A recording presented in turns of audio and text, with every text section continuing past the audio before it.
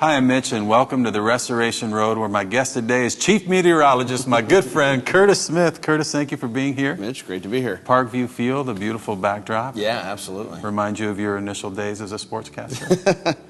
A little bit. More of my failed days as a baseball player as a kid. Because you broadcasted wrestling, right? I did, yeah. I broadcasted all kinds of stuff, sports-wise, wrestling, basketball, football. No baseball ever. But God has taken your journey through weather and as a chief meteorologist and done some amazing things with it. I'd like for you to describe, in fact, you and I had been talking about how to live out your faith in the marketplace and how do you do that in a newsroom. Yeah. And your heart's open, you're looking for what he could do with you, and he's already working through who you are and your behavior and your walk. But something special happens. I'd like for you to tell that story. Yeah, you know, it was a bit of a struggle just trying to find a way to be a Christian in the marketplace. I know you know that struggle. And especially when you're in the public eye, you just can't say certain things. And you just can't come out and be intentional and blatant about stuff. It's just not okay. It's just not accepted, and it would not be smiled upon. But a couple of years ago, my friends at Hair Care Audiology here in Fort Wayne, Ken and Nora Stewart, came to me and said, look, we're starting to feel the call in our lives and our business to do nonprofit work and to do mission trips. And so we want to do these trips, and we're going to start doing them. And so they did one or two, and then they really were successful, and they really resonated, and they thought, this is the model for our business. We're going to have a profit Hair Care Center, and we're going to have a not-for-profit, and we're going to go forward, and we're going to make this a big part of our lives. We want the station to come and partner with us and do mission trips with us, and we want you to go on these trips and basically report and be the face of the trips. And I almost laughed at them. I just thought, there is no way this is going to happen. I mean, this is a nice idea, but there's no reason to even pursue it because this just isn't going to be acceptable. But I said, go ahead, see if you can get them. I'll help you get a meeting and see if you can get the station to agree to it. And sure enough, I mean, right off the bat in the meetings, it was obvious that the station was interested. Wow. Which was surprising. And then furthermore, to allow me to not only just be the face of the trips, but to encourage me to come out and to share my personal beliefs and what it means to me to be, our first trip was to Israel, to be where Jesus was born and where he lived and walked and where he died, and to share what that means. I was able to read the Bible on the air. It was just, I would just remember, I said this to you recently, I just remember being in the room almost looking for God, like, I know he's here. Maybe I can see him real quick because he was there. One of our most popular Restoration Road episodes is your story about your trip to Israel. Well, you had another opportunity to do another trip, and I'd like you to walk us through the Zambia trip, how it came up, and then what it was like. Well, Nora Stewart of Hair Care is, and I can say this about her, and she will take it the right way. She is a bulldog. I wondered what you were going to say. She's tough as nails, and when she puts her mind to something, it's going to happen. And so we got back from Israel, and it was such a success, and it was obvious to us that it had really struck a chord with a lot of people in Fort Wayne. And all over the area. So she instantly was like, we're doing this again. We're going all over the world. And oh my. So she, I mean, within weeks, came back to me and said, I'm thinking we need to go to Africa. And she said, think about it, pray about it, but it's happening. Now, did these come, are these promptings, the Israel, Africa, these are just Holy Spirit promptings in her, right? I think so, because the way she is and the way Hair Care is they see this as their mission, to go all over the world and to help people who can't hear. And it's such a big problem. This is what I learned in Israel. It's such a huge problem all over the world because it's here a lot of the hearing issues are elderly folks. And it's just over time our bodies start to break down. But in so much of the world, it's genetic issues, it's lack of nutrition leads to health issues. And what I guess hearing, I always thought, well, it's not cancer, it's not that serious. But what I've learned through meeting people all over the world who can't hear is when you can't hear, you're not connected. Yeah. You know, and you can't have a bond with other people, and you don't live a normal life, and these people don't feel connected. And I'll share a story about Africa, about a kid that just kind of sums up the whole thing in a few minutes. But so that's their mission, and they basically have said, we'll go anywhere. And they have just opened up to God, and I think through prayer and through connections and through the work of the Holy Spirit and people coming into their lives, they end up going to specific places. But it is basically just being open to God, saying, we're willing to do this work, we'll go wherever you send us to do it. That's amazing. So Africa's a big place. It is a big place. How does she land in Zambia? Well, so again, through personal connection, she knows a woman named Princess Zulu, who is from Zambia and lives half her life in Chicago and half her life in Zambia. And this woman is amazing. She grew up in Zambia, poor as dirt, in the rural area, the bush, as they call it. And she just has a heart for people and loves God, and just at an early age, Zambia is a Christian nation. And so she was exposed to the gospel at a young age and just decided early on in her teens, I'm going to overcome my circumstances, I'm going to live my life for God, and I'm going to help other people. She's the kind of woman who, when she first got married, in Zambia, AIDS is a huge problem. And so when she first got married, her husband would go to work, and every day she would dress up as a prostitute, go down to where truckers were coming in and out of the country, and pretend to be a prostitute just to get into their trucks to share the gospel with them, because she had learned that the number one way that AIDS was coming into her country was through other people bringing it in through these truckers who would just come in, stop, visit prostitutes, help spread AIDS, and it was becoming this enormous epidemic there. And that's the kind of woman she is. She rolls up her sleeves and says, how can I go right to ground zero of the problem and start attacking it? Incredible. So she would get into the trucks with these men and say, I'm not here for what you think I'm here for. Let me tell you about Jesus. And just, bam, lay the gospel on them. Do you know if any responded? Oh, yeah, she got to people. She's the kind of woman who didn't have money, lived in a very humble home, and started a school for kids in her home. She started a group called Fountain of Life, and that's what really got going. So Nora Stewart got connected with Princess, met her at some event, heard her story, and thought, this is a woman we could connect with. This is a woman we could help. And not only could we go do hearing stuff, but we could help make some of their other mission work possible. You can see how the God who took Curtis Smith as chief meteorologist to reading the Bible on the air from Israel is the same God that's working in Nora Stewart with these promptings on where to go next. And the same God who does this with Princess Zulu. Yeah. I mean,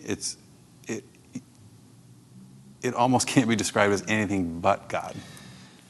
Yeah, it's hard to view it and think there's something else going on. He's so much bigger than we even can fathom. He is, and he is so much more finely tuned in to what we're doing, where we should be, what we can do if we get to the right places with the right people. And it is a hard concept to grasp. You know, the guy who created everything knows me better than I know myself. That's a hard concept to fully grasp. It really I is. certainly can't fully grasp it. So you hear about Princess Zulu, Yeah. and we're going to Zambia. And Yeah, so we met with Princess here. Princess came to Fort Wayne. It was incredible. Right off the bat, I completely agree with Nora that this is the kind of woman we should partner with. And so we go to Zambia, and we basically replicate our trip from Israel, where we spend a week on the air,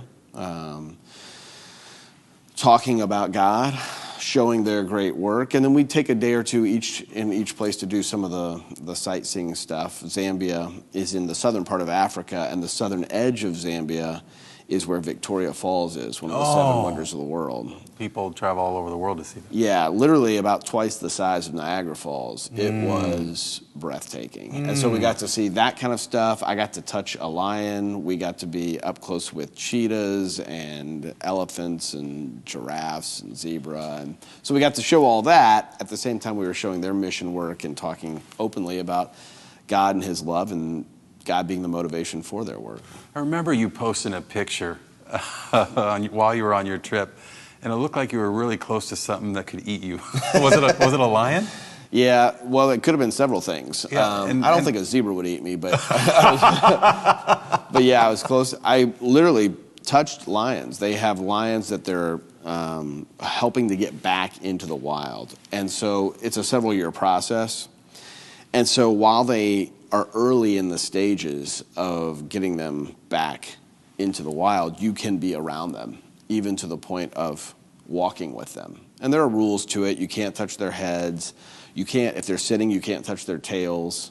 But if they're standing, they'll let you hold their tails. And you can walk. And so I literally walked holding a lion's tail. When he was sitting there, I would come up and pet it. And you have to talk the whole time you're around it so that it knows where you are. It doesn't get spooked. It was really... Oh, I bet he liked your voice. It was really cool. He or she? I actually was around a brother and two sisters. And so they were all being worked back into the wild, and probably within the next year or so, they'll be back into the wild and they'll have no human contact. I can't comprehend that. I tell my girls that when I go to heaven, I want a pet tiger, because if all this deal is sort of like it was at creation, and you got to actually live that out. Yeah, it was surreal, and it was scary for the first minute. Oh, I believe it. Yeah, but it got fairly calm. Funny story about it too is there are guys around, there are handlers around who know the lions and are there to keep you safe, even though all they're carrying is a rod, like stick, no guns, nothing like that. So if the lion lost his mind, we're in trouble. And the guys were great. They were very calm, everything. And so a couple of minutes into it, you are pretty calm about the whole experience. So at one point, I'm right under a tree touching one of the lions, and one of the other lions jumps into the tree right behind me. And one of the rules they said is, don't be in front of the lion. Come up from behind the lion, talk so it always knows where you are. You would think it'd be the opposite. Right, but they don't, if in front, I think is when they think, oh, something's in front of me, I might have to eat it or go after whatever they think. So I'm petting this lion, and now all of a sudden, not only am I in front of a lion who's behind me, but I'm underneath it. So this lion is 5-6 feet above me and behind me. Already when you're doing it, you're kind of focused in. Your mind's not wandering a lot. You're focused in on talking and touching in the right places and, making sure you're doing it safely. And so now I'm having to focus in on that while I'm worried about that. And these guys start speaking their native tongue to each other and to the lion. And I was a little freaked out for a minute. Yeah. There were a few seconds there I was like, I don't know about this. Yeah. So thankfully they got the lion back down and everything was okay. How close? I feel like a little kid. All these questions I'm going to ask you.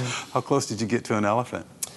I would say probably, 30 feet.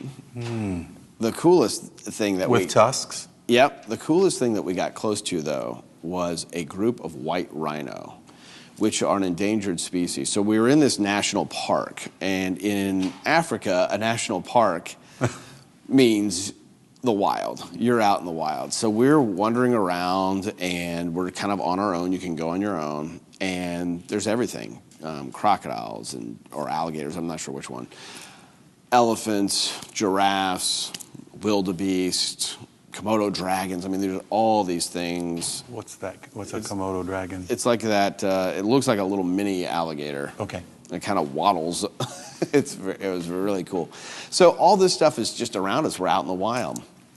And they said, we don't know where they are, but there's a group of armed guards who track the white rhino because they're so valuable and they're such an endangered species.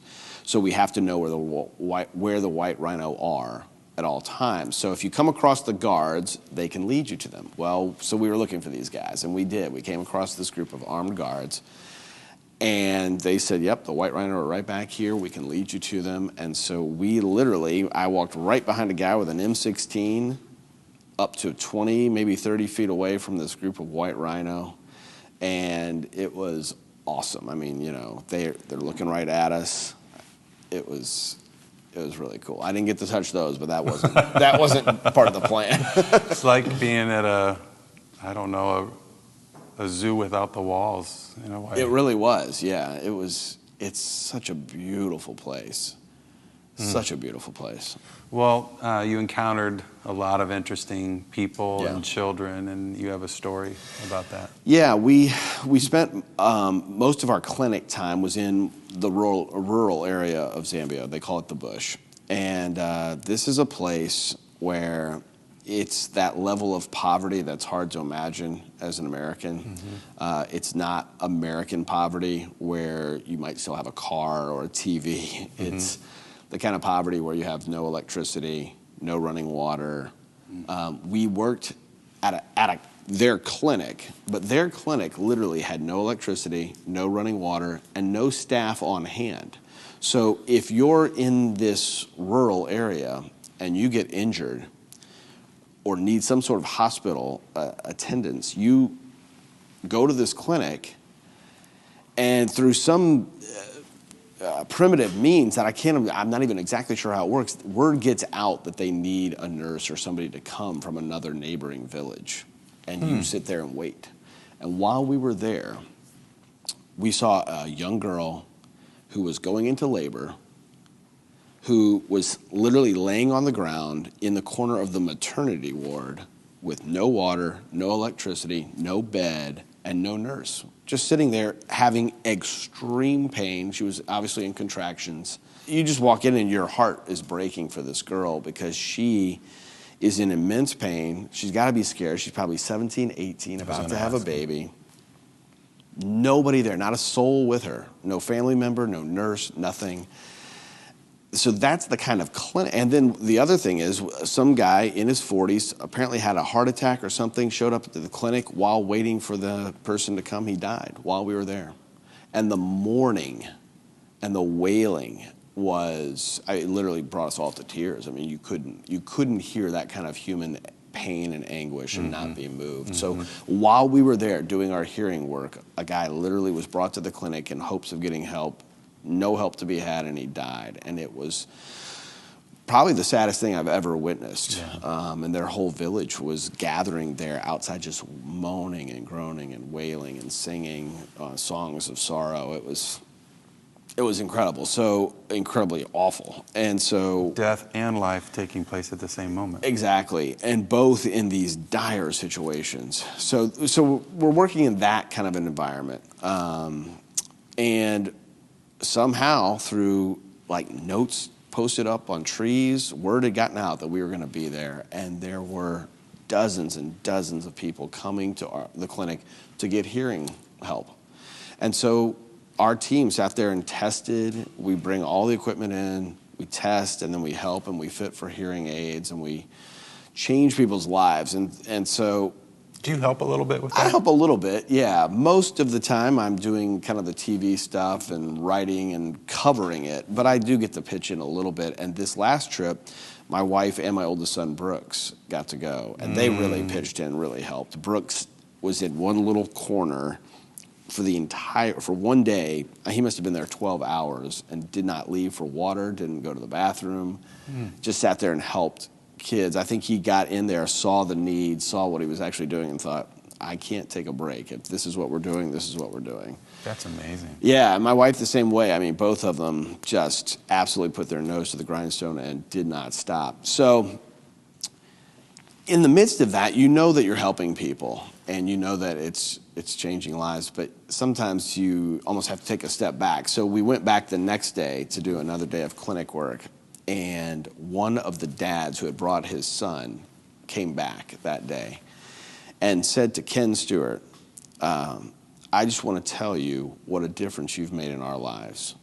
He said, we went home yesterday after being here at the clinic, and what we've done with our son is we've used some basic hand signals, not really sign language, signals, and we kind of grunt or make noises at him to help him try to understand, to try to communicate with him in some way. We went home last night, we started to do that, and our son said to us, stop. I can hear you now. You don't have to do all that anymore. Did he have a hearing aid? Yeah, he had been fitted for a hearing aid the day before. This dad walked several miles to come back to our clinic the next day just to say thanks, just to say, this is the difference you made in our son's life. This is the change in our home now because you came here. I bet that gives you a tremendous satisfaction. It gives me goosebumps right now just thinking about Well, it. you see how God's vision is followed by his provision. Here's why he brought us here. Right.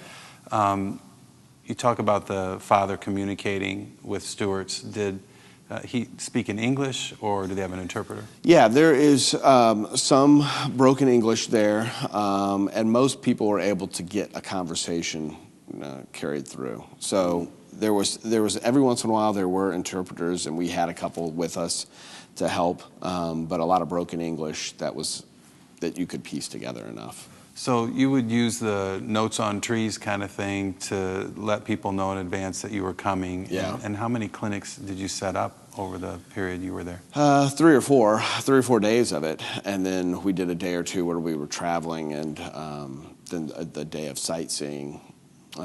So yeah, most of the week was dedicated to the clinic work. The other thing that we ended up doing, and the other reason that the word got out so well, is because we were teaming with Fountain of Life. They have built some schools there, and these schools are just as rural and as basic as you can imagine, and kids literally walk a mile or two one way to get to school. They're so desperate to have education.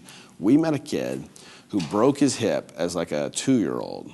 Never got fixed, so he walks with this severe limp. It's sort of healed itself, but he has a severe limp. He walks 5 miles one way to school every day. This may be silly in asking this, but does he have shoes? He did have shoes. Okay. Yeah, they have, and Fountain of Life has done a lot of that. And in fact, after we left, we got word that through Fountain of Life, he has now been given a bike. Oh.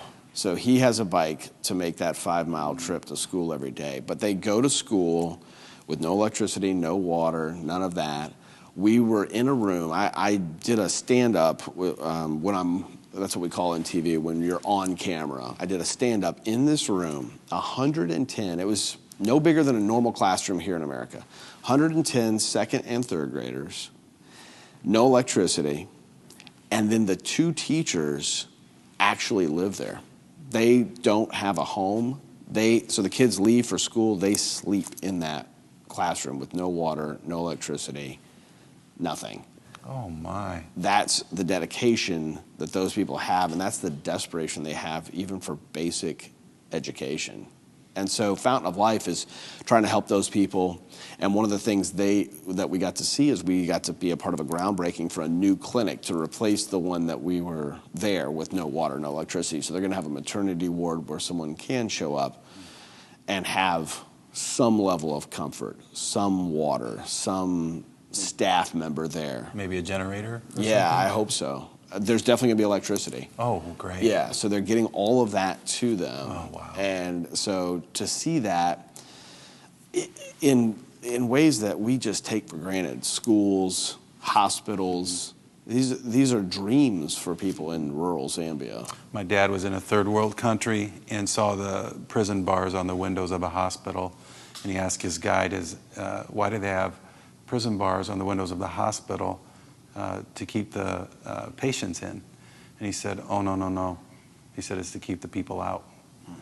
And it's just a whole different concept that really everything is really reversed, turned 180 degrees in a third world country. I think about those kids in that classroom, I think of a couple things. One is they'd really get to know each other.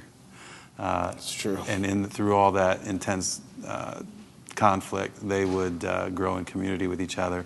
And the other thing I think about is they are a captive audience for Princess Zulu and her team to impart the gospel and teach Christ and That's wisdom. true. So it's really, really cool. As you look back on the trip, what did you learn about God or about yourself?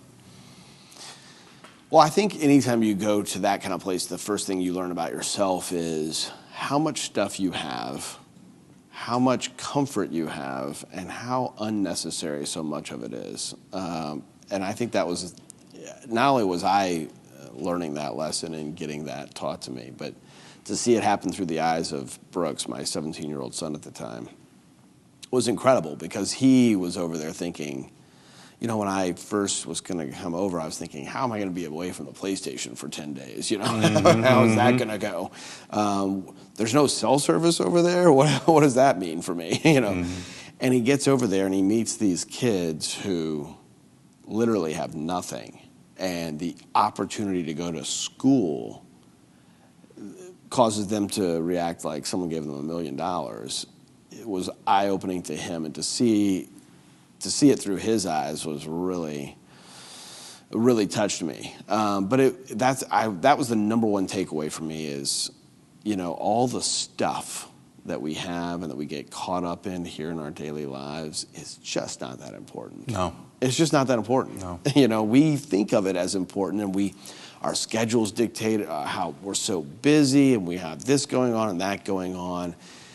At the end of the day, it's just about relationships. It's about, I know you talk all the time about the vertical meeting the horizontal, your relationship with God and how it plays out in your relationships with other people. And that's the stuff that's actually important, and that's the stuff that's going to have some eternal value to it. I just can't thank you enough and for being willing to be used by God in the way that you are. Remember the series we did at Blackhawk, I'm a Priest, and a priest gets God all over him so he can get God all over other people, and that's what you're doing with your life. I hope so. And we've got more trips planned. I think we're going to go to Haiti in 2015. There's some thought that we might get to go to India in 2016. So more reason to have you back. I know. Hopefully we'll have more trips to talk about. Thanks, man. Absolutely. Thanks for having me, Mitch. Thanks. Every week I write a devotional and we send it out to our subscribers. And I try to teach the Bible in a relevant way in order to help others connect with Christ.